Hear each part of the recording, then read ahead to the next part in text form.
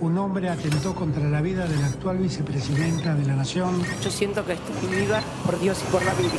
Todos, absolutamente todos, asesinaron a Fernando Báez Sosa. Y esperá que estalle la crisis. Esto va a ser un desastre. El dolor de estas madres y de estas abuelas no son un negocio. No queremos volver a estar en el lugar de los incumplidores, de los mentirosos. Pero tuvimos el vacunatorio VIP, tuvimos la fiesta. Nos querían imponer el Cristina eterna y tuvimos el valor de frenarla. Yo soy un gato, dice. Mira, bobo, mira, bobo. Y esto se llama inflación autoconstruida. Y son la verdad de pedir un disculpa a los pobres argentinos. Que Maduro en Argentina no viene. Todos aquellos que tengan miedo, vayan a buscar otro laburo. Estamos en 2023, hay que cambiar el chip.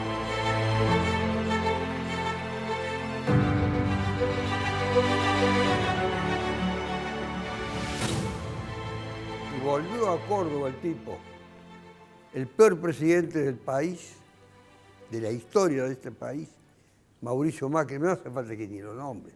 Usted dice el peor presidente y en el casillero viene Mauricio Macri. Gran derrotado 2 veces seguidas, en 2 años. Perdió en las internas de Juntos por el Cambio. Creía que la palabra de él era como la palabra de Dios. De Dios digo para los creyentes. Como yo no lo soy, la palabra de Dios no tiene ninguna implicancia para mí, pero para los que creen sí la debe tener. Y volvió a Córdoba en una segunda oportunidad, después de haber perdido en las internas por Juntos por el Cambio, a hacer campaña por quien fue derrotado en las últimas elecciones para gobernador de Córdoba.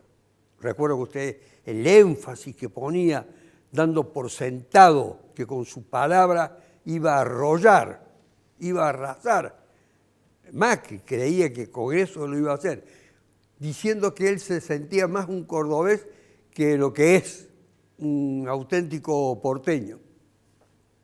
Bueno, no me quiero seguir ocupando de él porque está muy fría la campaña electoral para intendente de Córdoba, está muy fría a mi entender, al extremo que el otro día escuché a un conductor de un programa de televisión que le preguntaba a uno de sus comentaristas políticos: ¿hay solamente 2 candidatos en Córdoba?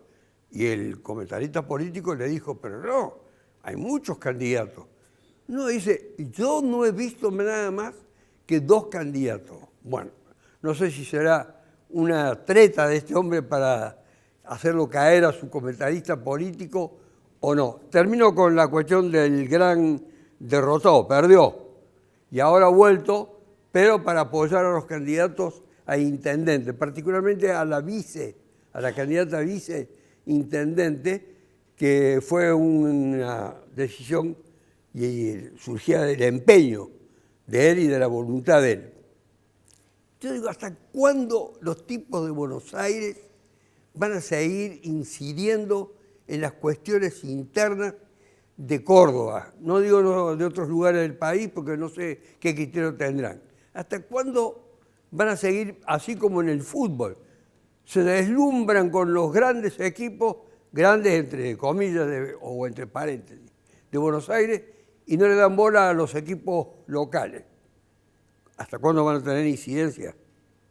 ¿Hasta cuándo van a tener incidencia? Pero la Vilche no tiene incidencia de nadie de Buenos Aires. Creo que no tiene. Tenemos compañeros y compañeras Una cosa es eso. que están dando una pelea importante también en las elecciones nacionales, que son Miriam Bregman, Nico del Caño. Y bueno, estamos aquí en la ciudad también dando una pelea, sobre todo por una agenda que sea la de los trabajadores y los sectores populares.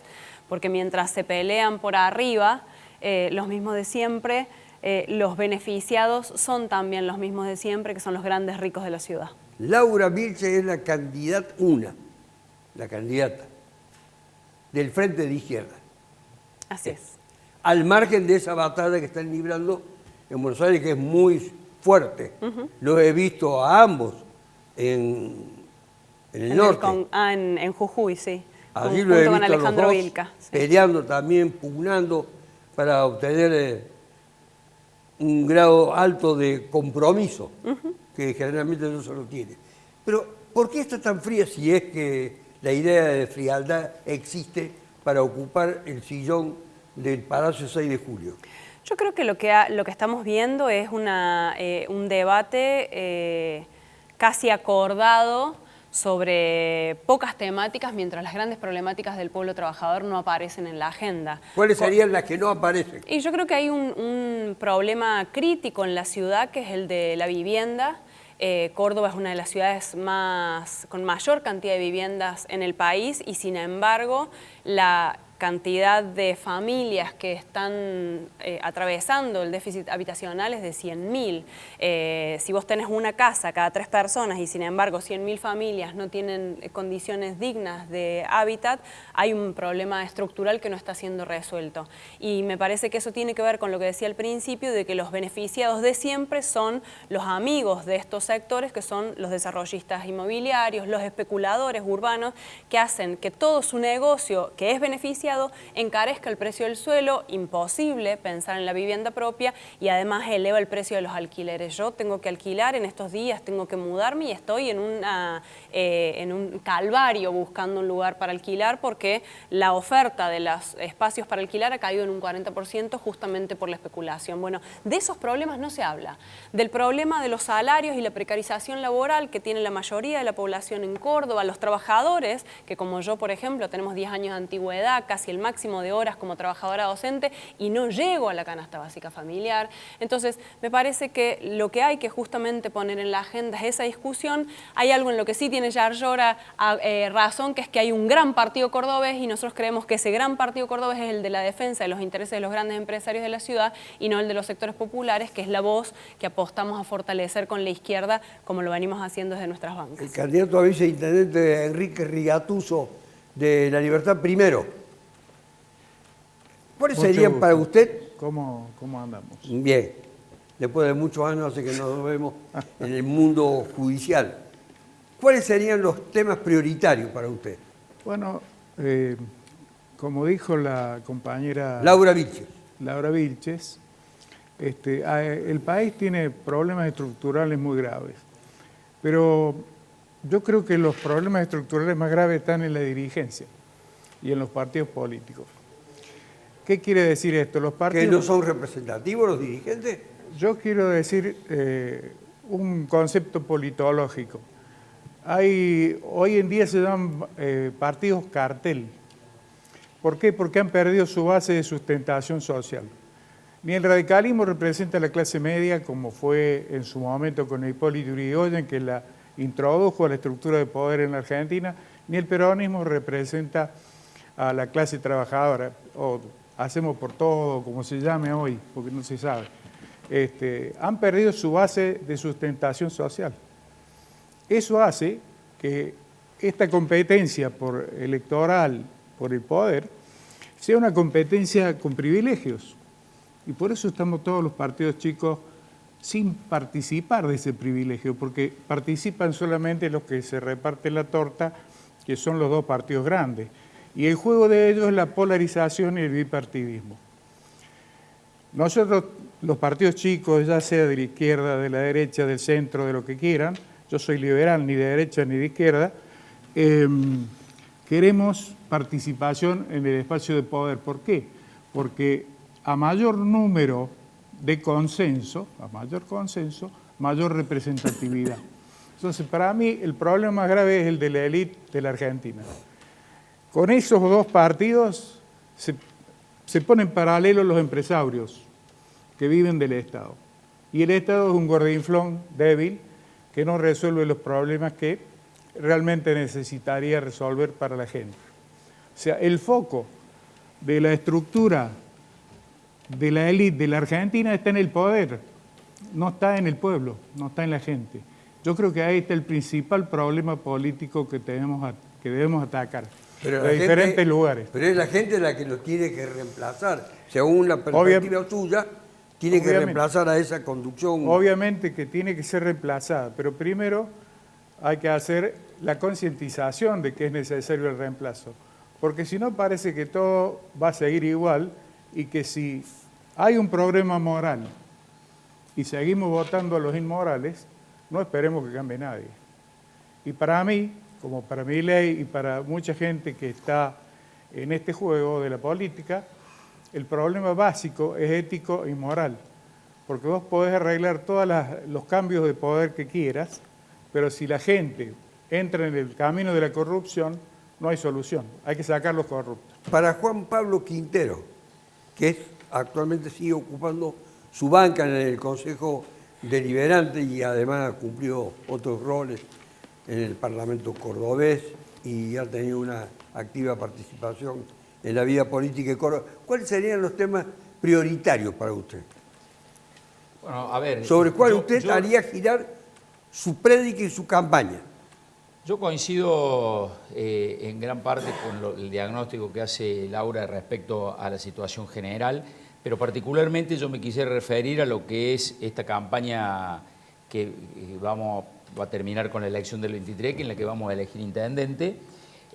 Yo sí creo que está fría, como usted lo plantea, porque evidentemente tuvimos una campaña hace menos de 3 semanas gobernador, encima el resultado esperó una semana más y hasta que pasó todo eso, recién empezamos a calentar motores ahora. Tenemos poco tiempo. Yo no hablaría de partidos chicos grandes, a mí ya me gusta hablar un poquito más concreto, decir, hay partidos ricos, ¿sí? Y partidos que somos austeros, que son, para no decir pobres, que no tenemos recursos del Estado, que no tenemos para dilapidar fondos públicos, que no estamos bancados por nadie. Acá tenemos 2 grandes estructuras, una bancada por el oficialismo de Córdoba provincia y municipio, y otro bancado de Buenos Aires, vaya a saber por dónde, pero yo lo veo en la calle y son pardas, o sea, van a la par.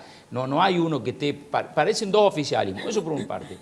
Usted me pregunta cuáles son los problemas, los mismos problemas... Las prioridades para usted. Bueno, las prioridades, las mismas que yo le planteé en el 2019, cuando fui candidato a intendente y fue el único que vino y planteó claramente y quise poner en agenda 2 temas que me preocupaban muchísimo, la inseguridad y el narcotráfico. Entonces, claro, me miraban y me decían, pero vos sos candidato a intendente en el narcotráfico. Y yo decía, sí, nosotros como municipio nos tenemos que involucrar en el tema de la inseguridad y nos tenemos que involucrar en el tema del narcotráfico, porque el municipio es el primer eslabón del Estado en los barrios. Este año, fíjese que no hay candidato al que no le pregunten qué va a hacer con la inseguridad y qué va a hacer con el narcotráfico. A intendente, porque siempre aquel intendente que decía, el problema del gobernador, a mí no me pregunten por la seguridad. Bueno, nosotros nos queremos meter en ese tema también. Dijo 2 cosas fundamentales, o una está asociada a la otra, narcotráfico e inseguridad. ¿Tienen una relación directa? Sí, hay una relación, claramente que hay una relación. Todo lo que es entramado social que se va destruyendo contribuye a la cuestión de la inseguridad claramente y también contribuye a lo narco. Yo no me canso de poner este ejemplo. Yo en el año 2019 planteé algo que a muchos no les gustó y de hecho en Buenos Aires generó mucha polémica entre la ex ministra de Defensa Bullrich y el actual gobernador de Buenos Aires, Kicillof, cuando se planteaba que en muchas barriadas populares o pobres, los pibes, los adolescentes salían a vender droga porque era casi una salida laboral. Bueno, lo mataron, dijeron que era una barbaridad todo. Hace un mes atrás yo les recomiendo que busquen la tapa de un diario de Córdoba en el que Mariano Oberlin, a quien respeto muchísimo por su trabajo social y lo que hace en el barrio, dijo que salió en tapa del diario. Una expresión que no nos puede pasar desapercibido a los políticos. Dijo, el aspiracional de los chicos en los barrios es ser narco. Escucho bien, no vender droga, ser narco. Entonces ahí creo, como lo dijo alguien, que evidentemente tiene bastante más legitimación social la que podemos tener los políticos por un montón de situaciones que han venido pasando, la verdad que ahora no se le movió un pelo a nadie. Yo no vi que nadie que saliera a recoger el guante, a decir, bueno, vamos a hacer esto. Ahora, si las propuestas que están dando vuelta es un oficialismo que no dice nada, porque acá hablamos de qué va a hacer la municipalidad con la inseguridad. Y tenemos 2 posturas. Una que es el silencio y decir, bueno, vamos a crear una fuerza que a lo mejor usa taser y esto. Y del otro lado te dicen, nosotros le vamos a pedir 10.000 policías a la provincia y solucionamos el problema. Hay que ser serio en este tema. A ver, decir esas cosas es tomarle el pelo a la gente, es hacerle creer cosas que no son.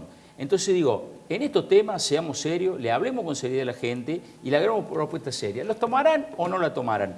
¿Seguirán votando a los candidatos como si le venden un paquete de hierba? Bueno, probablemente pase eso. Ahora, yo jamás subestimo al votante. Yo creo que la gente, cuando vota, vota por alguna cuestión y si nosotros como oposición no llegamos... A ver, nosotros estamos obligados a hacer algo que es muy difícil, que es romper esa barrera de esto que le digo, el marketing político. Nosotros no podemos, a ver, yo no voy a poder hacer... Acá hay candidatos que hace un mes y medio que están haciendo radio y televisión y usted sabe que la municipalidad no tiene espacio cedido gratuito. Sí lo tiene la provincia y sí lo tiene Nación. La municipalidad de Córdoba no es así. Entonces es muy difícil contra eso. Pero bueno, la tarea en la que estamos, recién nos encontrábamos atrás de cámara con Laura y dice, ¿cómo está? Reventado. Y vos, es muerto. Y sí, porque tenemos que triplicar el esfuerzo de los otros, porque para el otro es mucho más fácil. Te metes en YouTube, ¡pum!, te bombardean. Te metes a leer una noticia, ¡pum!, te bombardean. Yo la cara ya la veo, ya te puedo describir hasta las arrugas. Nosotros, por Canal C Argentina, que es ahora una cobertura extraordinaria la que tiene toda la provincia de Córdoba, todo el país e incluso Uruguay, queremos romper este cerco de silencio en torno a otras propuestas, otras figuras y otras alternativas. Un economista deja la economía como Eduardo González Holguín y procura ser intendente de la ciudad de Córdoba por una fuerza a la que ha sido invitado, que es el Partido Humanista. El Partido Humanista, yo actualmente soy afiliado, ya hace 2 años. Ya es un militante del Partido Humanista. Yo tuve un periodo, digamos, de acercamiento, los conocí bien. Usted viene del peronismo. Del peronismo. Y me encontré que en el Partido Humanista tienen más afinidad con lo que yo pienso, ¿no es cierto? La justicia social, ¿no es cierto? La independencia económica, digamos, la preocupación, digamos, por las personas como eje fundamental, que lo que es hoy el Partido Justicialista. Y entonces empecé a mirar, después de un tiempo, me terminé... Perdón, ¿usted podría identificar cuál es el Partido Justicialista? Porque yo, la verdad, que no lo encuentro. No está totalmente desdibujado, sí. Desgraciadamente, el Partido Justicialista hoy se ha transformado acá, específicamente en Córdoba, en el Partido de los Terratenientes. Entonces, digamos, históricamente ha sido, digamos, el Partido de los Trabajadores. Hoy no tiene nada que ver. Ojo que en las últimas elecciones los terratenientes votaron... Tampoco lo votaron. Votaron en contra de ese partido, de ese supuesto partido. Claro, pero cuando uno mira el presupuesto y mira, digamos, cómo van los subsidios para ese sector, encuentra que es el sector que tiene más subsidios, por ejemplo, en detrimento del sector más dinámico de la economía, que es la industria. Entonces uno se encuentra, bueno... Esos son los más ricos, los menos solidarios que hay en el país, y votaron de acuerdo a una opción nacional. Exactamente. Es decir, nacionalizaron su decisión. Y no, digamos, a lo que son las políticas. Pues yo siempre digo, discursos se hacen fácilmente, pero cuando uno va al presupuesto, ¿no es cierto?, uno es economista, ahí ve realmente la realidad. Y entonces la asignación de recursos que le pone el Estado provincial al campo es muy grande. Ahora, usted, que se afilió al Partido Humanista, que reivindica las banderas históricas del justicialismo, hoy, en esta ciudad, frente a un acontecimiento que tiene 15 días para adelante, ¿qué es? Yo creo que la gente quiere saber. ¿Qué es lo que propone? Bueno, cada uno de nosotros queremos saber. Yo también quiero saber. Bueno, lo que va a decir, el primero que quiere saber soy yo, después el camarógrafo, el director y la gente. Y la gente, bueno. Lo que yo estoy proponiendo es algo que nunca se ha hecho desde la democracia en la ciudad de Córdoba, que es un plan de desarrollo económico, que es lo que permite justamente la sustentabilidad económica para las familias, para las empresas y para la misma municipalidad. Eso es algo fundamental, digamos. Y a partir de allí, ¿no es cierto?, uno puede comenzar a ver todos los problemas que hay.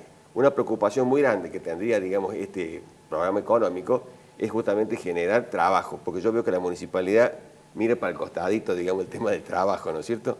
Y junto con eso aparece la pobreza. El 40% de la población de Córdoba está por debajo del nivel de la pobreza. El 40%, casi la mitad. Para mí directamente es un escándalo. Y la municipalidad mira para el costado. Y entonces nosotros estamos en una municipalidad. El Estado municipal cordobés es un Estado municipal muy fuerte. Es casi tan fuerte como cualquiera de las provincias argentinas. Y desgraciadamente no usa justamente esos instrumentos. Son muchos colegas que están en la municipalidad. ¿Qué pasa? Es decir, ¿no lo usa por alguna razón concreta que usted pueda puntualizar? Sí, ellos siguen pensando, ¿no es cierto?, que las cosas las tiene que regular el mercado. cuando en realidad, digamos, está requete... Pero eso es totalmente liberal.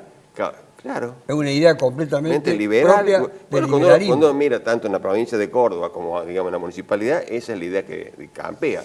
Cuando está requete probado, digamos, que los países, digamos, que tienen subdesarrollo, también desarrollo, si el Estado, digamos, no es promotor del desarrollo, es muy difícil, como dicen los liberales, que venga el desarrollo por el lado de la mano invisible.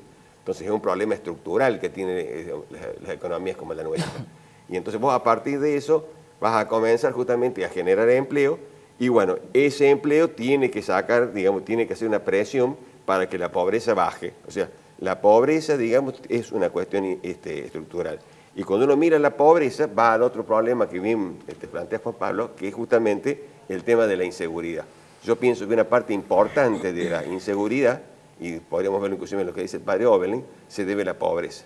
Yo siempre reivindico, que seguramente vos te vas a acordar, una película clásica de Sica, Ladrón de bicicleta, donde un pobre hombre italiano que tiene como medio de transporte y de vida, justamente, es del neorrealismo italiano, la bicicleta se la roban. Y este hombre no es delincuente, pero le roban justamente su instrumento de trabajo y se ve obligado a robarlo. Y como no es ladrón, lo pescan rápido y lo meten preso. O sea, ¿cuántos cordobeses, digamos, por la situación, digamos, de pobreza, caen justamente en el delito? Entonces, para mí es muy importante justamente ver eso.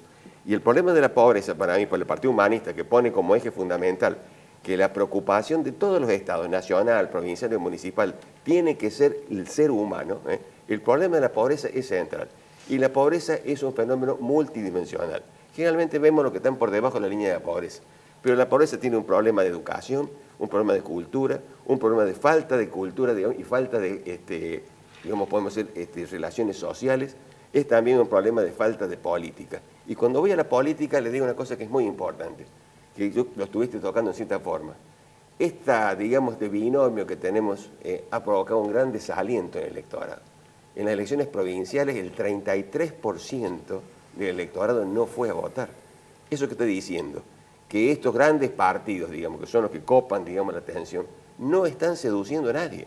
Y entonces el desafío nuestro como Partido Humanista, fundamentalmente no es digamos, tratar de convencer al que está votando a uno u otro partido que nos vote a nosotros, sino incentivar a ese 33% que no votó, que empiece a votar. Lo primero que decimos nosotros, por favor vote, por favor haga sentir su sentido. Y después, en todo caso, nos votan a nosotros los humanistas. En otros programas yo he dicho que había dos grandes programas, no vinculados ya al tema estrictamente municipal, veo que ustedes lo van ampliando, que no se cierne únicamente sobre la cuestión estrictamente lo que es teórico del patrimonio municipal, de la responsabilidad municipal y de la capacidad de gestión municipal. Dije que había un programa por izquierda y un programa por derecha.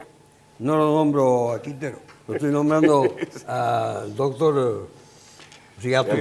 Ya que me nombro... No, pero perdón, porque dije, había estos únicos dos programas visibles. Uno, la izquierda trotskista y otro, la derecha, que la llamé, la derecha fascista. Así la llamé. Trotskista también, porque si somos anarcos, somos trotskistas. Bueno. No tiene nada que ver. No se meta con el nombre de Trotsky, señor, porque para eso tiene que estudiar. No, tendría que estudiar un poco más. Marx, que no, tendría que estudiar un poco más quién es Trotsky. No saben ni ustedes qué es lo que es Marx. No, usted, no me falta el respeto. Yo le digo que usted, para hablar de Trotsky, lávese la boca. Y vos, lávate la boca para hablar de política. En la misma situación estamos en igualdad de condiciones. Mire, no hable de Trotsky si no sabe. Primero vaya a estudiar un poco a ver qué hizo Trotsky y cómo se opuso a determinadas políticas para mencionarlo. En segundo lugar, no obtengo, en segundo lugar no tengo nada que ver con las ideas que usted plantea. Y de hecho, las ideas de la libertad que usted defiende son las ideas de la libertad para unos pocos, que son los grandes ricos, porque la libertad para el mercado es la libertad para que se enriquezcan a costa de las riquezas que produce el pueblo trabajador. Así que, miren, lo han dicho los principales analistas, las ideas que defiende Milei en torno a la economía y las perspectivas que plantea son realmente imposibles de realizar porque generarían una debacle social que obviamente afectaría a las mayorías populares. Nosotros Laura Vilche, intendente. claramente defendiendo Veamos, sus sectores. como lo que dijo recién Eduardo Holguín, porque lo quiero traer a colación. ¿Cómo contribuiría para la cuestión esta del drama económico-social que usted ya lo había insinuado en su primera participación? Yo creo que el principal problema es cómo se invierten las prioridades. Yo no comparto que el problema de la inseguridad sea un problema de pobreza, porque me parece que eso es avanzar y alimentar la estigmatización social.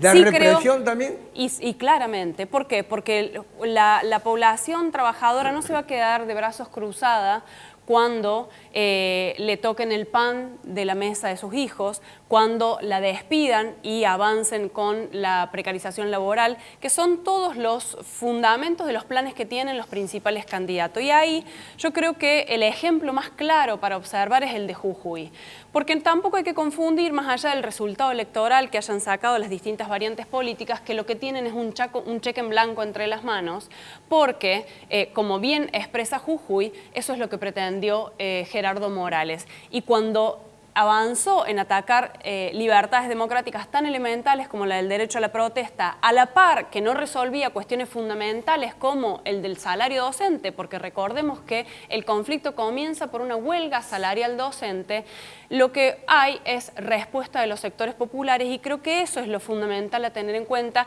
Esa es la voz que intentamos fortalecer desde la izquierda, porque sabemos que todos comparten el mismo plan. Ahora están discutiendo cómo lo aplican. Están discutiendo, como dice Bullrich, si es metiendo toda la fuerza de la represión para avanzar con ese plan de ajuste, o si lo hacen gradualmente, en 100 días, 100 horas, como discute Cambiemos.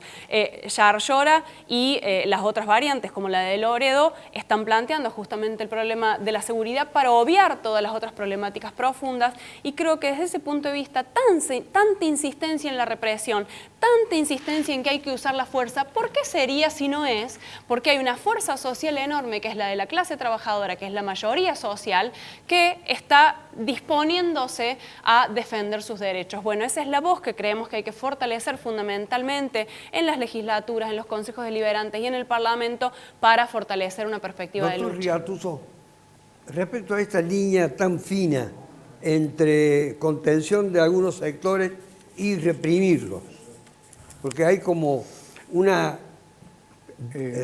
reclamo de la mano dura. ¿Se entiende? Incluso, curiosamente, muchos sectores muy golpeados por la crisis social reclaman esa mano dura. Bueno, hay todo lo que sea legal está bien, todo lo que es ilegal está mal. La represión por sí misma no sirve para nada, tiene que tener un objetivo. El palo del Estado te lo pone a vos, a mí, a todos con los impuestos. De alguna forma, el Estado tiene el poder de policía, el poder del palo, el poder de imponer cosas. Está bien. Nosotros creemos que mientras el Estado menos participe en términos represivos, mejor. Pero ¿qué pasa? Acá hablamos de 3 problemas que están unidos: inseguridad, narcotráfico y desempleo. Créase o no, ¿por qué digo que están unidos? Porque el narcotráfico, como dijo Juan Pablo Quintero, el doctor Quintero, es el que le da trabajo en los barrios. Esto lo hemos visto recorriendo los barrios. No, nosotros no nos ponemos en una jaulita de cristal, vamos y recorremos los barrios, que los vengo recorriendo hace 20 años ya, cuando estaba en el peronismo, cuando me pusieron a mí a dar las charlas farriales sobre el cólera, en aquella época, en el año 2000. Bueno, hicimos el recorrido de todas las villas porque no sabían cómo usar el cloro y no sabían cómo hervir el agua. Una cosa que es increíble en el siglo XXI, pero es así. Hay una gran asimetría social que está encubierta, que se esconde dentro de diferentes problemas culturales. Hay muchas culturas en Córdoba. Me tengo que ir a la pausa en un momento. Bueno. Tanto a usted, como le digo a Quintero, cuando vuelva, Quintero, esa línea divisoria entre represión, solución de los problemas sociales, que hay que tener mucho cuidado, y la demanda que algunos agitadores desde el periodismo estimulan constantemente. Quiero que sobre eso podamos ocuparnos también para la invitación, obviamente para los 4. Ya volvemos.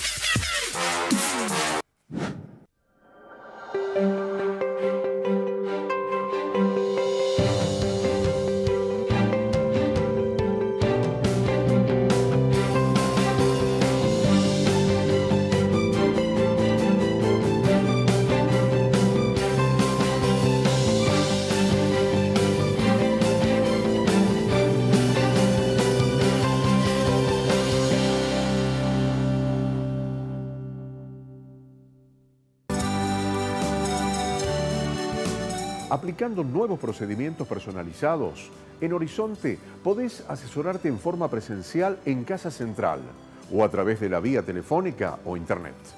No esperes más. Por uno u otro medio, da el primer paso hacia tu casa propia. Pedí asesoramiento al teléfono 425-7060 o en nuestra página web. Luego, un asesor se pondrá en contacto con vos y te enviará un material audiovisual explicativo sobre nuestro sistema. Posteriormente, videollamada o comunicación telefónica mediante, podrás evacuar todas tus dudas. Recordá, recibí asesoramiento personalizado en Sarmiento 251 o enviando un WhatsApp o SMS al 153 030 114 o bien dejando tus datos en nuestra página web www.cophorizonte.com.ar. Decidite, tu casa propia, tu propia historia. Horizonte, los pies sobre la tierra. Por una Argentina con más trabajo, precios y tarifas accesibles y recuperación salarial. Los trabajadores de Luz y Fuerza siempre cerca del usuario, defendiendo los puestos de trabajo, a la EPEC estatal e integrada y los derechos contenidos en el Convenio Colectivo de Trabajo 165/75. No a las tercerizaciones ineficientes y costosas. No al vaciamiento de EPEC. Arte y Joyas, su joyero de confianza, el que mejor paga el oro en Córdoba. Décadas de trayectoria nos avalan. Oro, plata, platino, brillantes, tasaciones. Única dirección. Tucumán 11, esquina de Anfunes. No tenemos sucursales.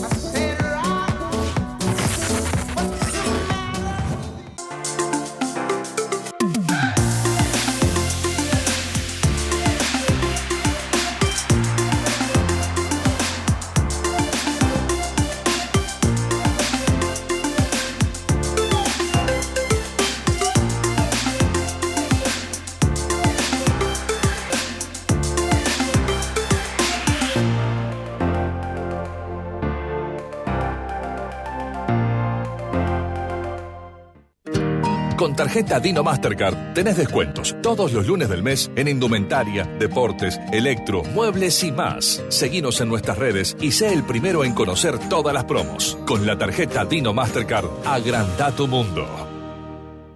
Elegí cambiar. Elegí los planes de salud del Hospital Italiano y obtené un 30% de descuento por un año en tu cobertura y la de tu familia. Accedé sin órdenes en Nico Seguros a todos los servicios del Hospital Italiano y de su red integrada de salud. Llama al 0810-333-9701 o ingresa a planeshi.com.ar. Planes de salud del Hospital Italiano. 120 años cuidando la salud.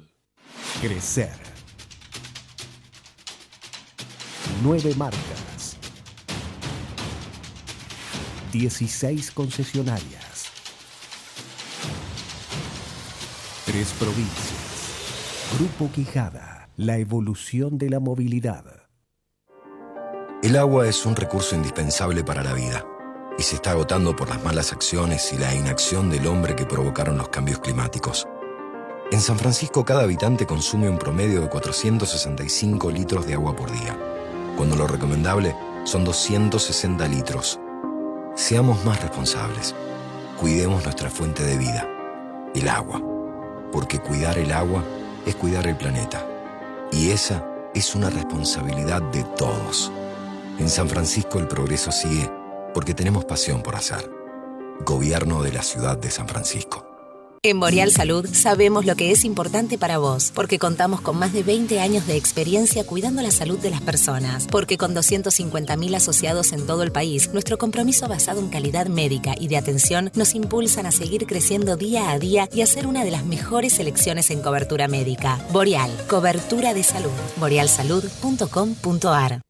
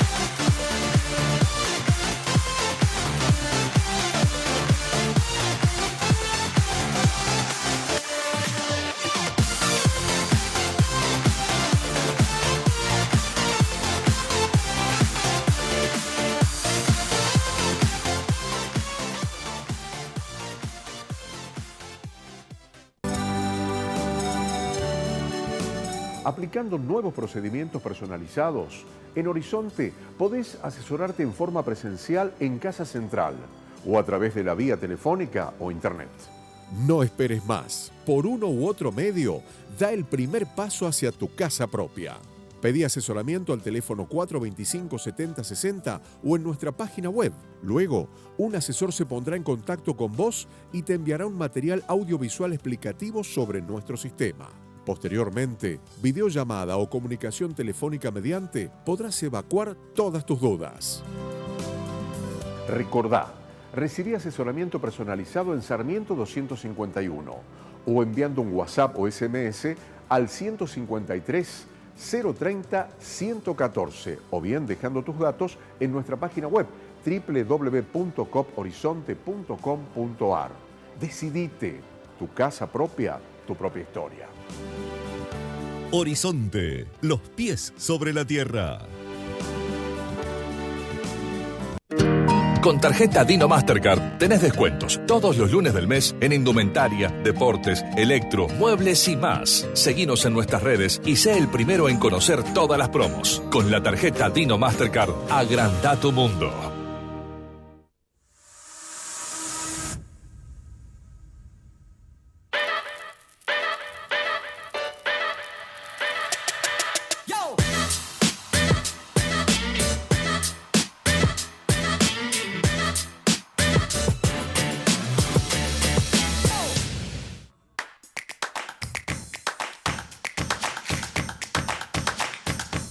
La vida de la actual vicepresidenta de la Nación. Yo siento que estoy viva por Dios y por la Virgen. Somos Córdoba, así se llama. Somos Córdoba. La opción electoral de Juan Pablo Quintero. Le había advertido cuando terminábamos el anterior bloque esa línea divisoria que hay allí sobre la cuestión de la seguridad. Y en nombre de la seguridad, que veo que hay cuantiosos recursos en danza, está el tema de la represión, a mi entender. Bueno, ¿cómo se elude? ¿Cómo se evita eso?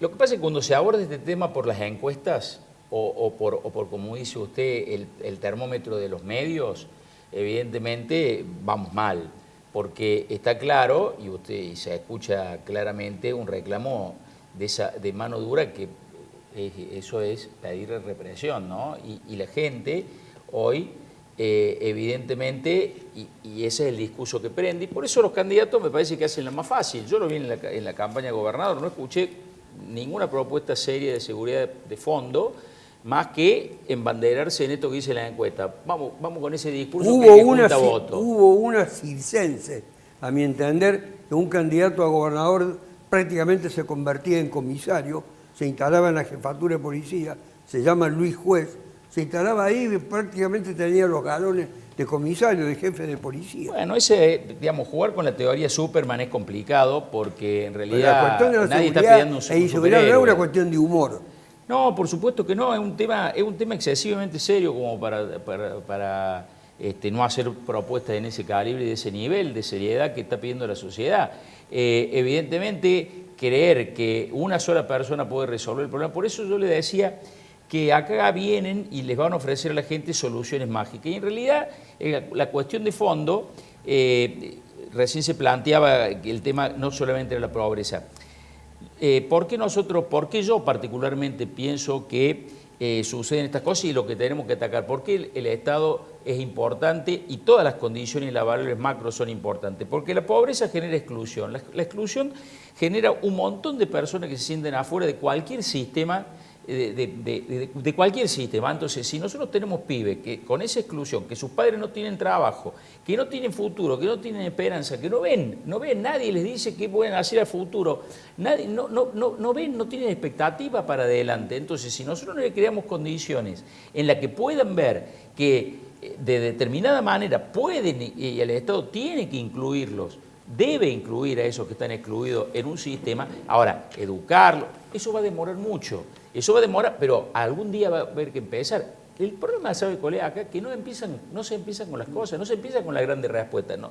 Nosotros vamos a presentar la semana que viene un programa de seguridad, que no lo voy a adelantar, pero va a ser importante, que me parece que es un programa muy serio, es un proyecto muy serio, una propuesta muy seria, y ojalá que obligue al resto de los candidatos, y cuando digo el resto de los candidatos, me refiero a los dos principales candidatos, esos que usted dice que aparte del periodismo hace aparecer como únicos, porque si van a plantear esto como eso lo decía un periodista, no el candidato. Bueno, pero esto es lo mismo que cuando te plantean que existen, en Argentina juegan hay Boca River, de ahí para abajo nada. Entonces cuando pierden Boca River no ganó el del interior, perdió Boca, perdió River, acá es lo mismo, no quiere que esto es un Boca River, no, esto no es un Boca River, acá hay otras propuestas y yo voy a retomar algo que dijo recién el licenciado y yo te voy a decir, ¿licenciado está bien? Sí. Perfecto.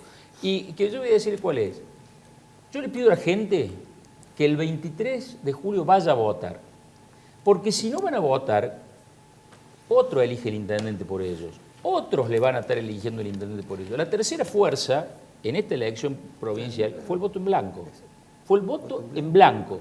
Entonces, a ver, yo el voto en blanco es algo que como dirigente político no lo termino de digerir, pero bueno, también eso... Yo prefiero que voten en blanco y no que por bronca voten una propuesta absolutamente alocada o terriblemente contraria a la realidad que estamos viviendo o contraria a los intereses de la propia democracia. Ahora, vayan a votar. Después voten, cuando entren al cuarto oscuro van a agarrar una boleta única, porque llega el día antes de la elección y la gente, yo le mostraba la boleta, no sabe cómo, pero después se la arreglan para ir a votar. Bueno, vayan, van a estar todas las caras, van a estar todos los nombres, hagan una marca. Dicen, nos harta ir a votar 5 veces al año porque ya votamos gobernador, votamos intendente, después vamos a las PASO, después... Y bueno, la democracia requiere ese compromiso. ¿Qué son? 5 domingos al año. Perder entre comillas, digamos, de perder una hora de su actividad diaria para tener que cumplir un deber cívico, y me parece que no se le está pidiendo mucho, porque después nos quejamos fuertemente, ¿no? Pero no lo vamos a elegir. Bueno, entonces si no lo van a elegir... Después es difícil quejarse. Laura, ustedes tienen un gran predominio en la calle, en las movilizaciones populares por distintas consignas, por distintos objetivos.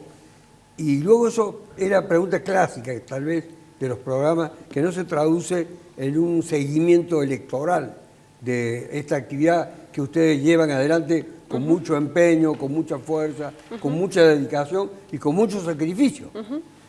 Sí, pero yo creo que nosotros hacemos eso porque estamos convencidos de que es fundamental acompañar esas peleas, sean por los derechos de las mujeres y las diversidades contra los femicidios y los transfemicidios, por la defensa del ambiente, acompañando algún conflicto de trabajadores que reclaman por sus derechos. Me parece que eso es fundamental y más allá de que dé o no de votos, ahí nosotros no hacemos una especulación electoral, sino que es nuestra convicción.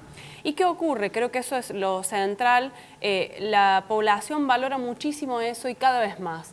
¿Por qué? Porque ¿La movilización? Las movilizaciones, ¿por qué? Porque cuando se ven afectados sus derechos y son ellos mismos y ellas mismas quienes tienen que salir a la calle, a lo único y a las únicas que encuentran es a la izquierda.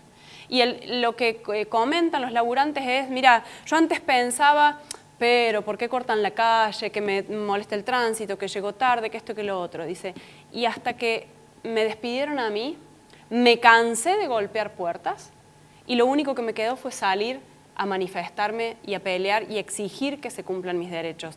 Y eso me parece que es lo que empieza y va a empezar a pasar porque, insisto, los planes de ataque a los sectores populares son aquello que están preparando. Massa con el Frente de Todos, ahora Unidos por la Patria a nivel nacional, Juntos por el Cambio, bueno, sean las alas que sean de Bullrich o Larreta, están discutiendo cuál es el plan de ajuste. Lo mismo con las otras opciones políticas, creo que no hay diferencias desde ese punto de vista y lo que dicen y debaten es cuál es la intensidad de ese ataque. Ya lo estamos viendo, bueno, acá en la ciudad, en la provincia, con el aumento de los impuestos, los servicios, la inflación que nos cede, y eso implica que lo que se pone en juego es la vida de las personas, sus derechos. Se trata de comer o no comer, se trata de pagar un alquiler o no pagar un alquiler. Entonces, frente a eso, la izquierda está y nosotros apostamos justamente a que la población fortalezca a la izquierda porque el rol que cumplen nuestros legisladores es el de apuntalar esa lucha. Creo que Jujuy no hubiese sido inclusive la situación que se abrió, sino el rol de nuestros 6 compañeros que fueron convencionales constituyentes que apuntaron a unificar esas movilizaciones que estaban en las calles y justamente señalar quiénes son los responsables, que en ese caso era Gerardo Morales, un aliado por otro lado del gobierno de Juntos por el Cambio y aquí en Córdoba del candidato Rodrigo Esa Loria. apasionada reivindicación, bien justificada, bien fundamentada por parte de Laura, de las movilizaciones a las que le ha dado prioridad, ¿la comparten ustedes desde el humanismo? Sí, nosotros, por ejemplo, todos estos proyectos de querer, digamos, entre comillas... Lo saco de su posición doctoral del mundo de la economía para llevarlo al terreno de la pelea callejera. Y no, yo comparto eso porque estamos totalmente en contra de esos intentos, digamos, de regular, de hacer, no sé, un lugar aislado donde no moleste para hacer, digamos, las movilizaciones. No. La movilización tiene que existir, tiene que expresarse, es parte de la democracia. Nosotros, como vos, que hemos vivido la dictadura, justamente queremos la democracia y parte de la democracia es la capacidad que tiene la gente de poder expresarse. Es un derecho constitucional y toda forma, inclusive, que si protestas así o asá, me parece a mí que es inconstitucional. La gente tiene que poder expresarse y es parte justamente de un derecho constitucional. A ustedes les preguntan, el nombre humanismo es un nombre seductor, pero también un enigma, una especie de cosa misteriosa. Partido Humanista, como si los otros no fuesen humanistas. Nosotros lo que decimos es que ponemos el ser humano como centro. O sea, nuestra preocupación central, como dije yo recién, digamos, los distintos estamentos del Estado tienen que poner el ser humano como principal, digamos, preocupación. ¿Cuál es la principal preocupación hoy del Estado argentino? La acumulación de capital y la riqueza. Bueno, nosotros pensamos que hay que cambiar eso. Y yo vengo sosteniendo que nosotros no tenemos un problema, digamos, de escasez. Tenemos un problema de asignación. Cuando uno mira lo que es la Argentina, lo que es la ciudad de Córdoba, lo que es la provincia de Córdoba, no es un problema de que haya pobreza porque hay escasez. Hay justamente pobreza porque justamente hay una asignación totalmente, digamos, irregular, en favor de un pequeño grupo. Nosotros tenemos que el 95% de los ciudadanos argentinos, y acá en Córdoba, si yo digo 40% hay pobres, y una pequeña élite, que no es más que el 5% de la población, son las grandes fortunas. O sea, es un problema de asignación. Y justamente los estados pueden justamente incidir en esa asignación. Yo le pongo solo un ejemplo. Es inconcebible que en Argentina exista, digamos, gente que se muera de hambre. Nosotros producimos alimentos para 10 veces más la población que tenemos. Entonces, cuando usted piensa justamente que el mercado es un buen asignador de recursos, yo pongo justamente ese ejemplo. Es inadmisible que exista justamente gente que acá se muera de hambre. La prédica de Milei es todo lo contrario a lo que dice González. Claro, porque él está mirando con un solo ojo. Acá el Estado manda, acá el Estado regula, acá el Estado te pone impuestos, acá el impuesto es alto y hay un 40% de pobreza y me vienen a hablar de libre mercado. Acá no hay libre mercado. Este es un mercado imperfecto. Tampoco estoy de acuerdo con 1860, la revolución industrial, ese capitalismo, ese liberalismo. Eso ya pasó. Eso no existe en ningún lugar del mundo, como no existe el comunismo en ningún lugar del mundo, excepto en Corea del Norte, que así le va. Bueno, eso es una monstruosidad. El liberalismo en esa época generó que un jesuita inventara el término de justicia social que todo el mundo viene cantando desde allá hasta acá. Y todas sin esas embargo, funciones del Estado, doctor Rigatuso, ¿quién las cumpliría si el Estado se debilita, el Estado desaparece? No debe desaparecer. No debe desaparecer. No confundamos. Bien, primera contundente afirmación suya. No. El Estado no debe desaparecer. No debe desaparecer y debe incluir, aparte de las 3 medidas básicas, la salud y la educación. Porque defensa, seguridad, justicia. Salud y educación. Porque no podemos dejar en manos de un libre mercado el ejercicio de la educación, que son las futuras generaciones que van a dirigir el país. Pero Milei propone vouchers para la educación. ¿Cómo no es lo que propone Milei. Milei propone que la educación tiene que ser como en Chile, con voucher para que esa es la tercera generación de modificaciones. Y para eso tenés que ser presidente, no con, diríamos, en las diferentes jurisdicciones, estamos hablando de la municipalidad. Si nosotros nos ponemos a delirar con una cuestión que es posible dentro de 30 años... está diciendo que Milei delira, está bien, lo opinamos todos. No estoy diciendo eso, estoy diciendo que no comparto esa parte, porque no soy un robot como ustedes que recitan un versito que vienen recitando desde 1905. No, le estoy preguntando algo que usted está contradiciendo. O sea, muy versito no debe ser porque usted se acaba de contradecir, le estoy haciendo una pregunta. No, yo no me contradigo, yo digo lo que pienso. Ahora, si vos tenés que pedir permiso para decir lo que pensás, yo no. Bueno. No. Es famoso por las falacias ad hominem, como dice Milei. Sí, ad hominem es la tuya. Ad hominem es descalificar por... Para seguir la tarea del Estado.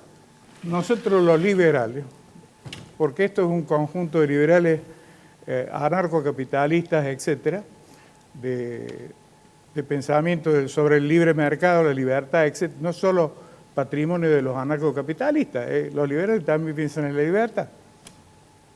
Nosotros creemos que debe haber un Estado, porque el hombre librado al azar, el más grande se come el más chico, por una cuestión de darwinismo social. No queremos un darwinismo social. No queremos la lucha del más fuerte sometiendo al menor, ni como Estado absoluto, autocrático, ni como particular capitalista extenso, digámosle. Ese es el término medio que buscamos nosotros. Una y otra vez usted ha reivindicado la condición, respeto a lo que usted señala en el sentido de definirse como liberal. Sí.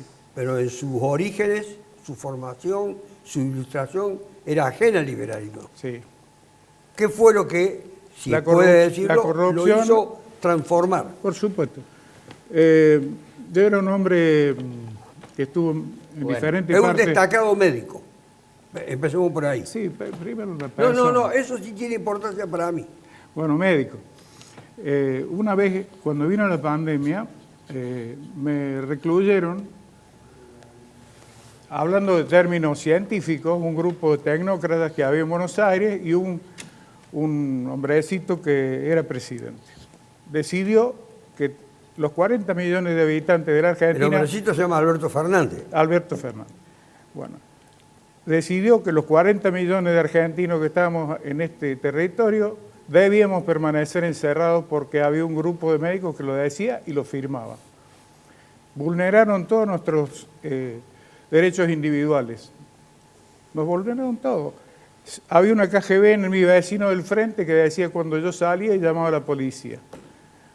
Esos fueron los sustentos de su transformación en liberalismo. Ese mundo orwelliano de autocracia absoluta, que cuando no era necesario, yo sabía como médico que no era necesario, porque el ejercicio de encierro se hizo en Estados Unidos en 1905 y duró 15 días, teniendo buenos resultados. Acá estuvimos 9 meses encerrados. Nunca visto en ningún lado. Era un modelo terrible de represión a los derechos individuales. Eso me reveló. Es más, después vinieron el tema de las vacunas. Todo el mundo sabía que las vacunas rusas eran agua destilada, no servían para nada. Y se obligó a poner vacunas del Instituto Gamaleya, que después cerró porque hubo tantos problemas que no hablemos. En general las vacunas tenían un efecto secundario y no se le avisaba a la población de que ese efecto secundario podía pasar. Desde la Pfizer hasta la AstraZeneca.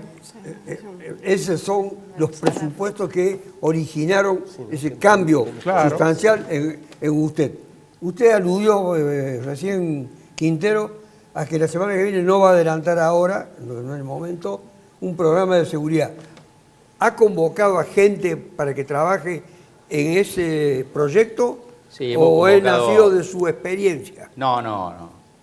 Yo he convocado, y la semana que viene, el martes, precisamente lo vamos a presentar a gente que realmente... Yo soy de los convencidos de que hay que buscar a gente que sabe y no jugarla de Superman, como usted la planteó hace un rato. Esta no es una solución de que alguien se ponga al frente, yo creo que hay que buscar los mejores. Pero permítame decir una cosa que no me quisiera ir sin mencionarlo. Nosotros estamos 3 candidatos a intendente, un candidato a viceintendente, hace casi una hora dialogando y le hemos hablado siento, ¿no?, que nos hemos ido a terrenos de otro tipo y la gente que nos está viendo probablemente quiere escuchar qué tenemos concretamente para solucionar en la diaria.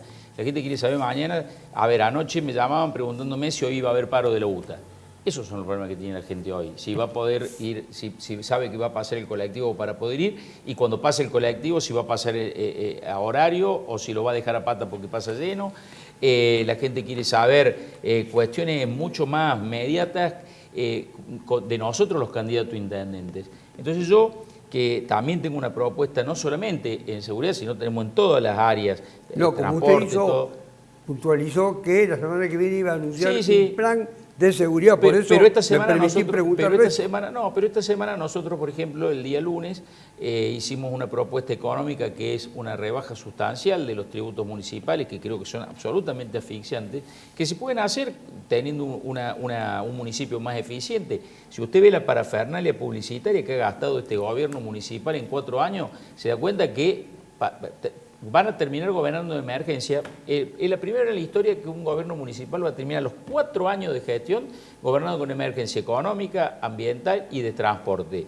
Con lo cual, por ejemplo, en el Consejo Deliberante ni la vemos pasar a la minuta de costo para ver cómo aumenta el transporte. Cosa que es increíble porque es una facultad que la Carta Orgánica le da a los intendentes. Y sin embargo, estamos en emergencia económica, pero gastan como si fueran millonarios. Yo eso no lo puedo entender. Bueno, de todas maneras, le digo que la gente aprecia el nivel de idoneidad, de preparación, de ilustración que tienen las personas que son propuestas para ser candidatos, aunque no hablen específicamente de temas que sean muy puntuales, como usted dijo, si hoy iba a haber o no iba a haber paro de transporte. ¿Sabe por qué, doctor? Porque la gente, pese a que muchos subestiman el voto popular, evalúa la trayectoria de sus candidatos, de los candidatos, y a eso apuntamos nosotros. Cuando llego partidos pobres, nosotros seremos partidos pobres. Yo dije algo en la introducción, sí, por supuesto. Nosotros seremos un partido que no tiene la fuerza para hacer el marketing político de los 2 grandes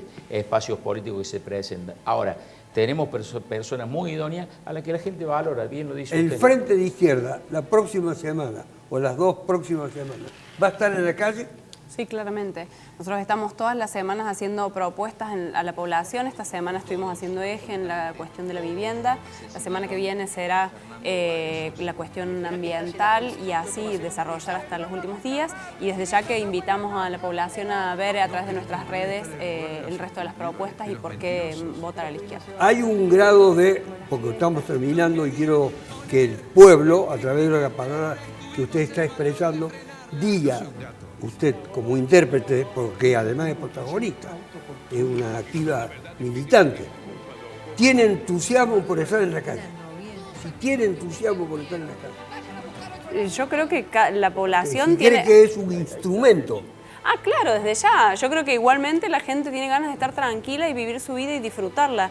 Lo que pasa es que en las condiciones actuales no lo puede hacer, por eso sale a la calle y se ve obligado a manifestarse. Y cuando sale a manifestarse, allí estamos. Ha estado de acuerdo también Gonzalo Olín que hay que estar en la calle, nosotros nos tenemos que ir porque tenemos... No, habla poco hoy. Tenemos una limitación Yo quiero acotarle horaria. a Juan Pablo. Yo pienso que, digamos, lo que hay que hacer fundamentalmente es un rebalanceo impositivo, en donde los sectores que tienen más capacidad económica tengan mayor tributación y se les alivie justamente a los sectores Ahí le salió populares. la formación universitaria. Nos estamos yendo. Volvemos en una semana. No se olvide que el programa se reproduce sábado a las 16, domingo a las 22. Hasta la próxima. Una inflación autocontenida.